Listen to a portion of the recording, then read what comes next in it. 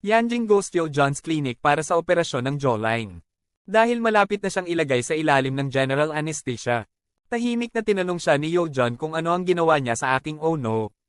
Nagsisimula siyang alalahanin ng mga pangyayari. Ito ay ika-11 Oktubre 22. Nung inimbitahan na ni Maya si Yanjin sa isang tindahan. Para pag-usapan ng isang bagay na mahalaga. Noong una ay tumanggi siya dahil sa abalang schedule. At pagkatapos ng kanyang patuloy na pagpupumilit, pumayag siyang makipagkita sa kanya. At sinabi sa kanya na mayroon lamang siyang 1 minuto upang magsalita. Napansin niya yon. Near-record niya ang usapan nila sa phone niya. At mabilis na patayin ang pag-record. Maya hindi. Then reveal na may ebidensya siya. Nagpapatunay na siya ang may pananagutan. So bingi siya. Dahil dito, labis siyang natakot. Pinagtawanan siya ng aking karangalan. At nagsimulang gumawa ng mga nakakatawang alok. Kung gusto niyang protektahan ang iyong sarili. Galit na galit. Paulit-ulit siyang hinampes ni Jean ng bote ng champagne. Muntik na siyang patayin bago mamatay. Kinakamot ng mayonesa ang paa ni Jean gamit ang kanyang mga kuko. Takot at nalilito. Tumawag si Yanjin kay Officer Shin para humingi ng tulong. Para tanggalin ang inihayag kong katawan. Officer Shin sa kanyang team. Dalhin ang bangkay sa isang malayong lokasyon. Lumipat sa kamakailang eksena. Nagising si Yanjin mula sa general anesthesia. At nagiging balisa. Natatakot siya. Maaaring pinakialaman ng mga doktor ang kanyang katawan. Sinusuri niya ang iyong sarili mula ulo hanggang paa. Tiniyak ni Yoo John sa kanya na malamang ang mga damdaming ito. Mga guni-guni. Isang normal na reaksyon pagkatapos ng pangkalahatang kawalan ng pakiramdam mamaya. His John nakatanggap ng voice recording mula sa aking Ano's phone. Na nagpapahiwatig. The meeting between Yanjin and my Ano. Noong ika-11 Oktubre, ipinadala niya ang recording kay Jae-jun. Na nakatalikod din. Pumunta siya sa Miyamo kasama ang tindahan. At hinihingi ang mga pag-record ng video mula ika-11 Oktubre. Mula sa assistant na si Guan Hyeon. She informs him na, Batang Maong, ay inutusan siya na tanggalin ang mga file mula sa petsa.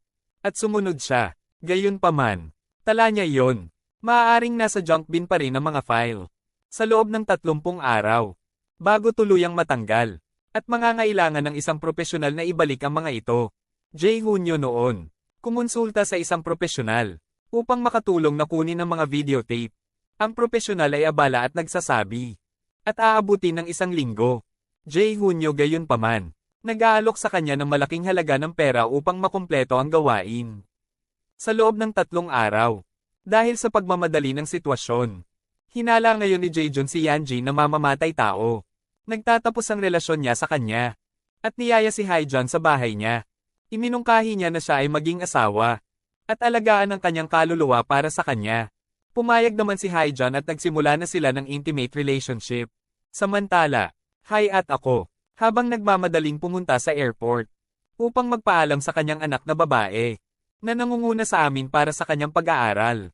Bigla, nagmamadaling pumasok si Yanjin sa kanyang tahanan. At hinihingi ang detalye. Inutusan niya siyang kumuha kay Dom noon. Sa una ay tumanggi siyang ibunyag ang impormasyon. Pananakot ni Jin sa kanya. Na nagsasabi na alam niya. Aalis na ang anak niya papunta sa amin. Ang araw. At pagkatapos ay gusto niya. Para mapanatiling ligtas ang kanyang anak. She must reveal the details tungkol sa Donon's partner. Sa ilalim ng presyon. High-end Dam reveals ang Donon's partner ay si Yoo Jong. Isang plastic surgeon sa anak ng direktor ng kaluluwa. Pangkalahatang ospital. Nabigla sa paghahayag na ito. Dahon ng Yanjin. Mamaya hayat lasing na asawa ni Nam. Marahas na binugbog siya dahil sa pagtatago ng kanilang anak sa kanya. Ang alita na ito ay kumukonsumo ng maraming oras. At hindi na nakarating si nanay sa airport. Upang makita ang kanyang anak na babae. Sa huling pagkakataon, kanyang anak na babae. Ang paghihintay sa airport ay tuluyang umalis sa kalungkutan. Lumipas ang mga araw. And Hayanam nagdadala ng makabuluhang clue sa Donmun. Nagpapakita siya ng mga larawan ng isang inabandonang punerarya. Kung saan siya naghihinala. Baka mapangalagaan ang bangkay ni Maya Noa. Palihim nilang binibisita ang lokasyon. At napansin na sariwa ang pagbabasa ng metro. Na nagpapahiwatig na. Ilang mga freezer ay gumagana kamakailan. Mamaya dong at ibinahagi ang clue na ito kay Yoo Jong. Nagpasya siyang bilhin ng inabandonang punerarya. Sa susunod na araw, pagkatapos makuha ang ari-arian, pareho silang pumasok sa mortuary. At tuklasin, ang bangkay ng mayonesa talaga. Nakaimbak sa isa sa mga freezer. Sinusubukan ng isang lokal na manggagawa na pigilan sila. Sinasabi na, inutusan siya ni Officer siya na huwag papasukin ang sinuman. Gayunpaman, iginiit ni Yojong na bilang bagong karangalan ng ari-arian. Iginiit ni Yojong na bilang bagong karangalan ng ari-arian. Nasa kanya ang lahat ng karapatan na ma-access ito. Paliwanag ni Yojong kay Donald. Na kinuha niya ang isang piraso ng batang maong DNA mula sa kanyang nasugatan na paa. Sa panahon ng kanyang anesthesia na dulot ng may ano. Bago siya namatay, maaari na nilang itugma ang DNA na ito. Na may DNA na nakuha mula sa ilalim ng mga kuko ng batang maong. Nagbibigay ng mahalagang ebidensya laban sa kanya. The same shifts to Chu Jun-ho. Isang kasamahan ni Daw-nun sa school. Nahuli siya ni Daw-nun. Pagkuha ng hindi naangkop na mga larawan ng mga bata. Maingat niyang tinatanggal ang SD card mula sa kanyang camera at ipinadala ito kay Jaejoon. Laking gulat ni Jaejoon nang makita yon. Ang guro ng pedophile ay kinuna ng hindi naangkop na mga larawan ng lebadura kaluluwa at iba pang mga bata. Mausisa, nagmamadali siyang pumunta sa paaralan kinabukasan. At marahas na inaatake si Chu Jun-ho.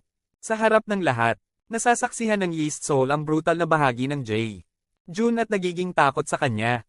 Jae-jun ay kasunod na dinala sa himpilan ng pulisya para sa pananakit sa isang guro ng paaralan. Ipinaliwanag niya na ang kanyang mga aksyon ay hinimok ni Chu Jun. Host kriminal na pag-uugali. Gayunpaman, pinagtatalunan iyon ng mga pulis. Dapat ay iniulat niya ang pangyayari. Sa halip na kunin ang mga bagay sa kanyang sariling mga kamay. Dumating si Dion para piyansahan si Jae-jun out. Ang pagpapalaya sa kanya mula sa kustodiya ng pulisya. Hinarap ni Jae-jun si Duyang. Pagtatanong, kung bakit siya nakikialam sa kanyang mga personal na gawain. Lalo na tungkol sa akin. Kaya ang paghaharap ay tumataas sa isang pisikal na labanan. Kasama sina Duyang at Jae-jun. Nagpapalitan ng suntok hanggang sa pareho silang dumudugo. Pag-uwi ng batang si Jin. She finds Duyang sa galit na galit mode. Sinusubukan niyang kausapin siya, ngunit sinabi niya sa kanya na pabayaan siya. Pinindot para sa mga sagot. Hinihiling ng mga kabataan na malaman kung bakit niya iningatan ang katotohanan. About Eastleigh real father isang sikreto. Tinatanong niya kung bakit siya pinakasalan. Sa kabila ng buntis na kay Jae, anak ni Jun, naiwang tulala si Yang Jin. At gumawa ng mga batang bagyo ng galit.